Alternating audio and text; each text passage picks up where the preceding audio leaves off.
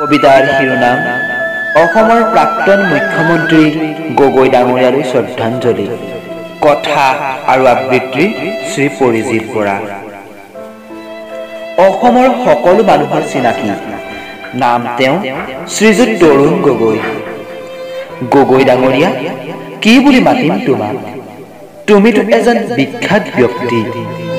15 বছৰীয়া কাৰ্যকালে ৰাজনীতিত ৰাখিলা হাজাৰ হাজাৰ স্মৃতি। তুমি অসম সন্তানৰ প্ৰাণত সোমালা, আই বসুমতীৰ বুকুত জীৱন দিলা। এটা এটাকৈ ৰাজনৈতিক পদবীৰ জখলা বগালা। নিজ সন্তানৰ বাবে শত সহস্ৰাধিক কাম কৰি সুনাম অৰ্জন কৰিলা।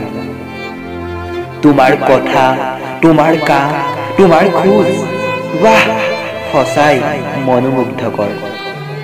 দূৰৰ পৰা এদিন দেখিছিলো তোমাক, কিন্তু হঠাৎ কাষত পাই মই হতভম্ব। ইমান ডাঙৰ মানুহ, হাজাৰ ব্যস্ততা, তথাপিও আমাৰ বাবে অলপ সময় দিছিলা। 1936 এপ্ৰিলত উদয় হৈ 2020 নৱেম্বৰত ডুব গ'ল বেলিটো। অসমৰ যেন এটা ডাঙৰ ক্ষতি হ'ল, সকলো নিশেষ হৈ গ'ল। তুমি দুখ নকৰিবা, তোমাৰ স্মৃতি, তোমাৰ কাৰ্য সকলোৱে সোঁৱৰিব। যোন বেলিতৰা থাকে মানে তোমাৰেই জয়গান গাব। মোক ক্ষমা কৰিবা, আৰু নোৱাৰো লিখিব। মনটো বেছি আৱেগিক হৈ আহিছে।